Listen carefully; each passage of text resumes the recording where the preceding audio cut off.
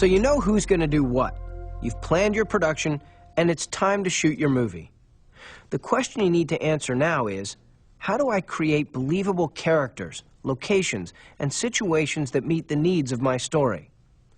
Well, as with most questions in the film business, there's a technical answer and an artistic answer. You have to understand how to use the tools you have in hand in a way that creates an emotionally compelling story. The first thing you have to think about when you're a beginning filmmaker is that everything in the frame is going to be assumed by the audience as something you put there and has meaning, has a purpose. If the camera moves this way, if the camera zooms in or zooms out, the audience is going to take from that a meaning. So everything you do with the camera means something and should be done after you've thought about it. The thing you need to keep in mind is that your project is 100% dependent on the quality of the video you shoot. That means you need to have a basic knowledge of the camera. Most cameras are easy to use. You'll be most concerned with the on-off switch and the zoom control. In any case, the better you understand your camera, the more efficient you'll be on the set. When it comes to lighting, use anything you can to help light your scene or arrange your actors to take advantage of available light. Try to get your hands on some lights, any lights, even those you can buy at a home improvement center. On your set, follow a simple three-point lighting setup. One light is your main light, a key light. A second, slightly dimmer light on the other side of your actor is your fill light. And the light behind your actors is the backlight. This simple setup can make a huge difference in the look of your movie.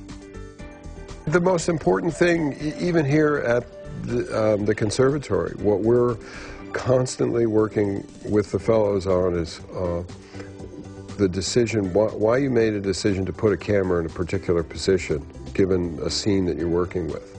And so the most important thing for a beginning or any cinematographer to do is to think about why they're putting a camera in a certain place.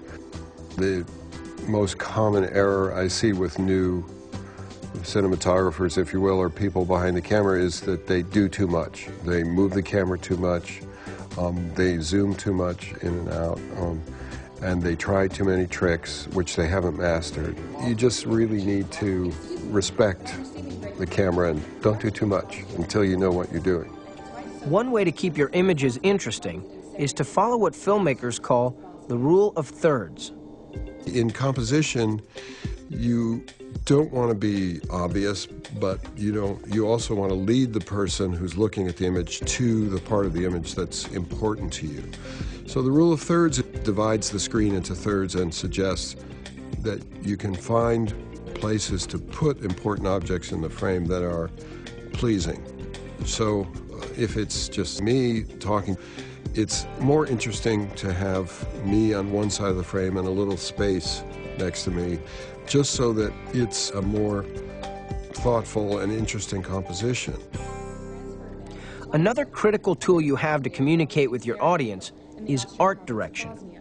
Art direction means designing the space so that it really reflects the character. So if you have a story about a young student, a high school student, and he's in his room. So is his room messy? What's on his board? What kind of colors are there? Those things are going to, in one moment, tell an audience what kind of person that character is. Okay, we've talked about how to use the camera, how to light, and the importance of framing your image and art direction. But what about actors? We're important too, right? When you're new to filmmaking, what's the best way to get a good performance from an actor? Well, I think you have to be able to understand why the character is behaving in a certain way. If you can identify with what your character is feeling, it'll be easier to communicate that to your performer. A simpler way of saying it is, why? Why is the character doing what it's doing? And then you have to try and explain that simply to your actor. Of course, it's always important to focus on your story. I think the biggest problem novices have is that they don't keep their eye on the ball, that they lose sight of the story. They get caught up in the power of being a director. They get caught up in the trappings of being a filmmaker.